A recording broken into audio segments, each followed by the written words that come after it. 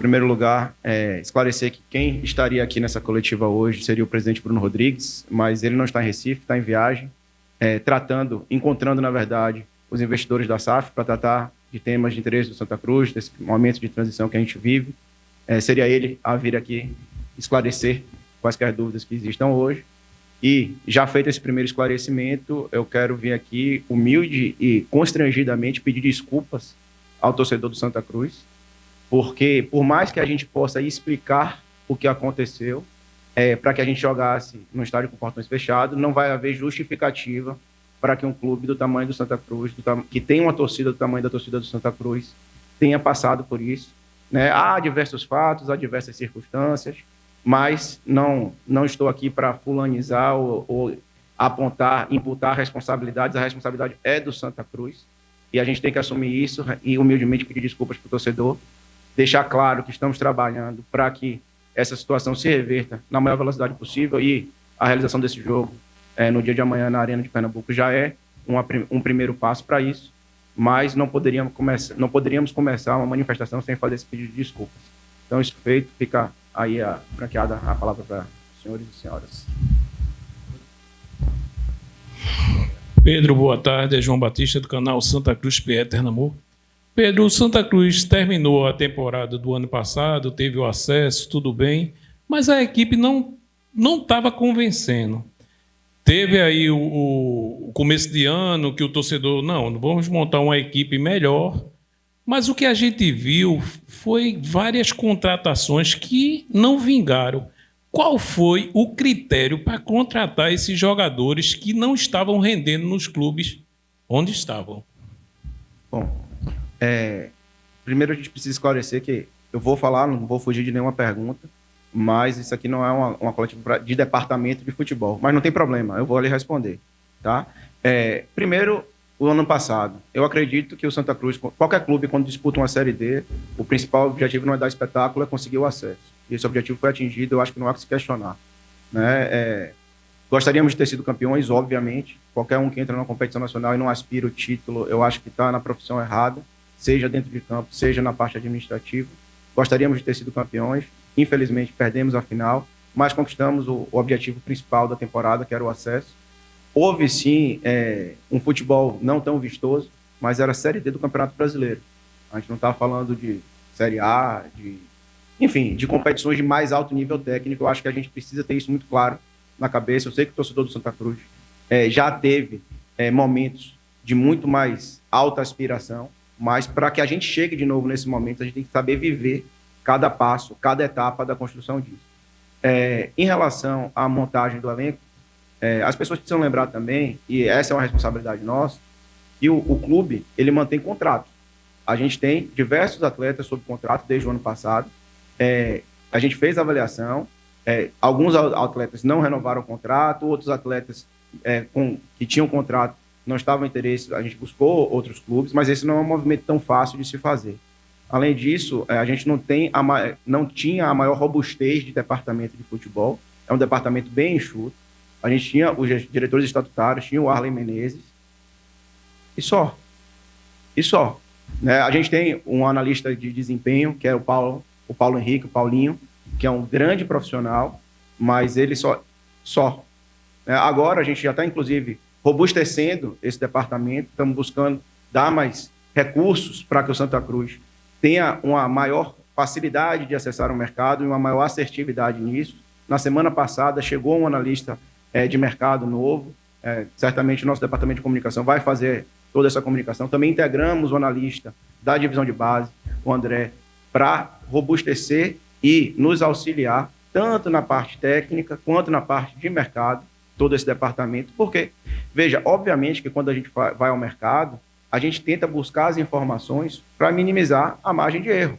Mas quanto mais recursos você tem para ir a esse mercado, quanto mais softwares, quanto mais analistas, quanto mais profissionais, menor a margem de erro. E, efetivamente, a gente sabe que a gente não tinha todos esses recursos. E, dentro dessa realidade, o que é que se utiliza? Se utiliza o conhecimento de quem está dentro da equipe, os relacionamentos, as informações que se busca e se obtém. Né? E, ainda sobre isso, eu vou lhe dizer, eu acredito, e eu conversei recentemente com o Fábio sobre isso, eu não me lembro, desde que cheguei ao Santa Cruz, de nós fazermos 3 jogos com uma consistência tática, técnica de performance razoável seguidos. E eu acho que os 3 primeiros jogos de Fábio foram bons. Né? O jogo contra o Jaguar, o clássico contra o Sport, apesar da derrota, é um clássico no detalhe, mas eu acho que o Santa Cruz, em boa parte do tempo, atuou no nível bom. E o primeiro jogo contra o Decisão, na maior parte do tempo, também acredito que o time jogou bem. Então, é o que eu lhe digo. Eu entendo as críticas e o anseio do torcedor por ver um futebol melhor, mas essas performances mais recentes mostram que o elenco não é ruim. O elenco pode render mais e eu acredito que ele já vem rendendo mais nesses últimos jogos. E os critérios são a busca de informações, a ideia de encaixe no modelo de jogo e, mais importante, a gente tem que saber o jogador que quer vir para o Santa Cruz e que o Santa Cruz tem condição de pagar. Né? Nós temos uma realidade financeira que ainda é de clube associativo, que ainda enfrenta muitas dificuldades e, com todo respeito, eu estou honrado de hoje ser representante do Santa Cruz. Não pelo belo uniforme coral do Santa Cruz que um atleta vai vir para um projeto. Nós temos que ter um projeto, nós temos que fazer uma proposta adequada e nós temos que convencer as pessoas a virem. O Santa Cruz tem um escudo pesado? Tem. Tem torcida, isso faz diferença? Tem. Mas nós temos que mostrar o que está acontecendo, temos que ser verdadeiros e dizer, olha, nós estamos vivendo um processo de transição. Eu quero que venha para cá quem está disposto a passar por todas as dificuldades para que a gente chegue no nosso objetivo. Não vai ser um caminho de facilidade. E não é todo mundo que está disposto a isso.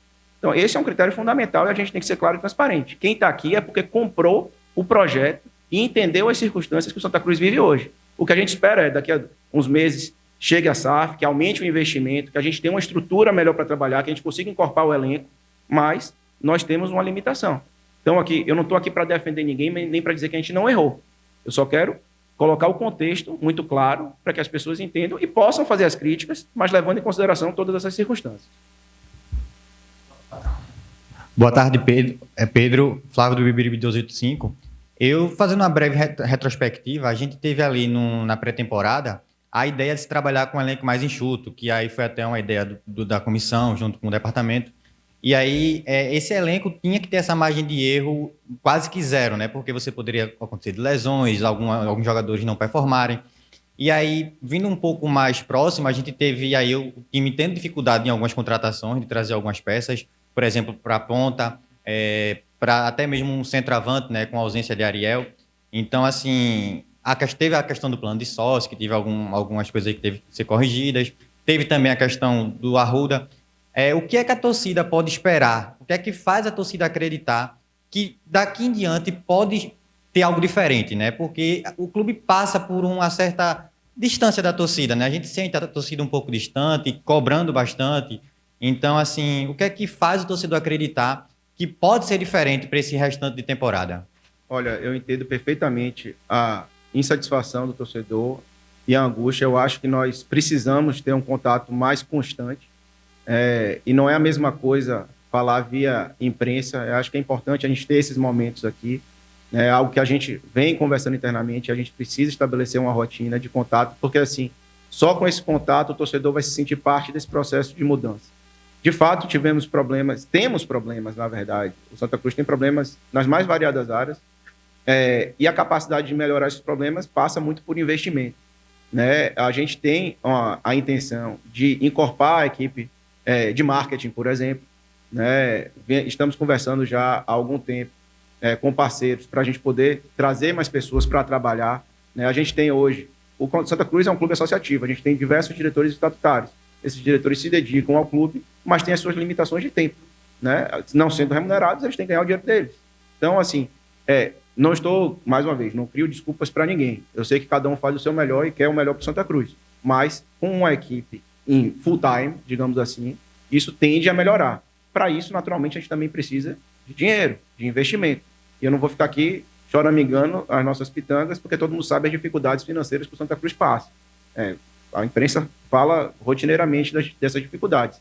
Qual é a nossa função? Tentar resolver. Tratar com parceiros.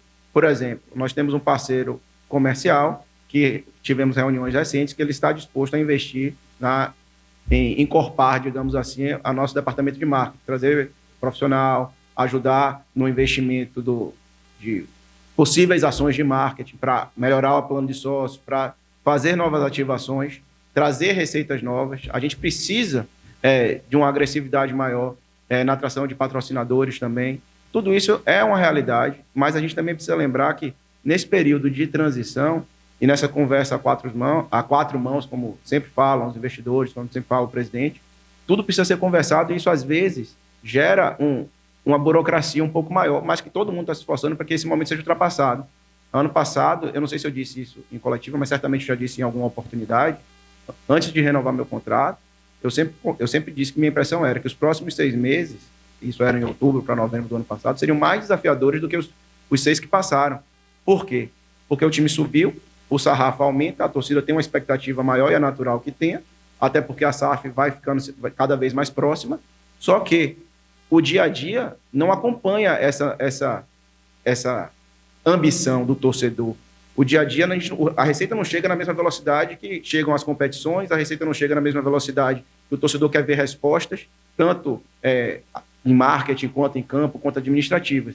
Cabe a gente que está aqui no dia a dia tentar tornar o máximo de eficiente possível dentro das nossas limitações e superar isso. E podem ter certeza, o silêncio não é de quem está só calado e aceitando o status quo. Não, o silêncio é de quem está trabalhando para tentar reverter as situações.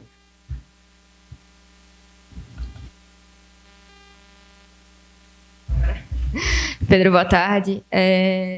Você bateu muito na tecla de solucionar problemas, né? E aí a gente sabe que tem um problema que é flagrante, né? Que é a questão do Arruda, que não é de agora, evidentemente, mas que se arrasta há um bom tempo.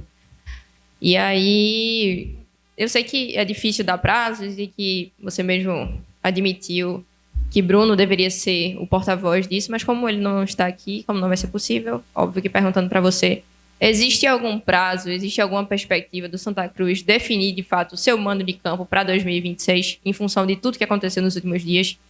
E a outra pergunta, já liquidando 2 em 1, também de problema financeiro, né? Você também mencionou aí, que é a questão dos salários, né? Os salários estão atrasados, a gente já sabe disso, já se fala disso há muito tempo.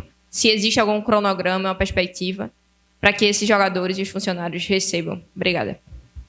Bom, essa resposta vai ser longa de novo, então já peço desculpas antecipadamente, mas eu gosto de ser detalhista e vocês vão cortando do jeito que vocês acharem melhor. Em relação ao mando de campo, aí eu vou voltar um pouquinho no tempo, né? Em julho, salvo engano, do ano passado, nós deixamos o Arruda. Não foi uma decisão impulsiva, foi uma decisão pensada por uma questão de melhor estrutura, melhor conforto, melhor segurança, melhor tudo, exceto, é claro, localização, identidade, a parte mais cultural da presença do torcedor. Então, nós fomos para a Arena de Pernambuco e o Arruda já tinha muitos dos problemas que a gente vê hoje desde julho do ano passado. Desde que eu cheguei, eu sempre, qualquer um, eu não, quem sou eu? Todos vocês sempre já devem ter identificado os problemas que existiam no Arruda. Então, jogamos na Arena de Pernambuco, tivemos bons resultados na Arena de Pernambuco, boas experiências, bons públicos, e já no final do ano passado estabelecemos que, tendo ciência de que a receita, o dinheiro para investir e recuperar o Arruda, para deixar do jeito que o nosso torcedor merece, só viria após a transformação em SAF. E isso geraria uma necessidade de tempo maior, seria estrategicamente mais adequado, mesmo com as dificuldades de localização, mandar nosso jogo na Arena de Pernambuco. Por isso, nesse ano, nós indicamos a Arena de Pernambuco como o mando de campo do Santa Cruz. Isso já estava pensado, mesmo só pesados os prós e contras, isso já era uma decisão do Santa Cruz. Claro que ocorreram algumas situações que nos fizeram revisitar constantemente essa decisão. A situação financeira é um ponto delicado, mas já, inclusive, o presidente me autorizou a dizer: nós vamos iniciar uma intervenção no Arruda para que a gente possa voltar, na maior brevidade possível, a mandar jogos aqui, ainda que com público restrito, tal como foi no ano passado. Isso deve acontecer, esses trabalhos devem se iniciar até após o Carnaval, é algo que nós queremos fazer imediatamente, porque o Santa Cruz não pode depender de terceiros, né? Então, essa é uma iniciativa que, inclusive, deve ser pauta dessa reunião que Bruno está tendo, ou deve ser uma das pautas da reunião que Bruno está tendo com os investidores, e nosso objetivo é, na maior brevidade possível, dentro das nossas capacidades de investimento, viabilizar o retorno do Santa Cruz ao Arruda e, eventualmente, tendo algum jogo de maior apelo após essa viabilização, avaliar a oportunidade e conveniência de mandar o jogo na Arena de Pernambuco. Teve uma segunda, salário.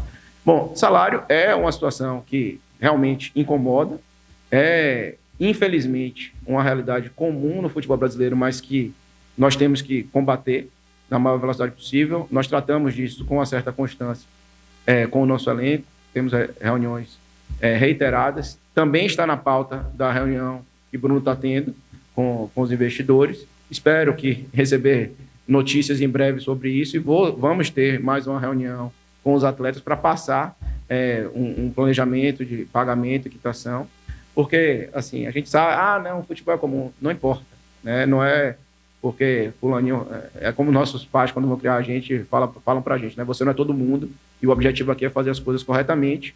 A gente sabe que ainda não chegamos nesse ponto de estar tudo redondo, temos ainda alguns atrasos, mas eu não posso adiantar para vocês antes de ter a reunião que eu vou ter com os atletas, deve acontecer ainda hoje, uma reunião com eles, não mais tardar amanhã, mas eu gostaria de ter esse retorno primeiro de todos os feedbacks dessa reunião para não dar informações desencontradas. Pedro, boa tarde. Ainda sobre o assunto SAF, né? O Santa Cruz tem como grande objetivo, até o objetivo dos investidores da SAF como um todo, jogar a Série B, para a SAF começar a ser mais rentável possível. E muito se fala sobre a questão de elenco curto e o grau de exigência de uma Série C muito mais difícil que o Campeonato Pernambucano. Vocês já têm sinal verde, por exemplo, para um incremento na folha, aumento do valor da folha salarial para o término dos campeonatos estaduais, a fim de reforçar o elenco na busca pelo novo treinador, já visando uma Série C que se avizinha na primeira semana de abril?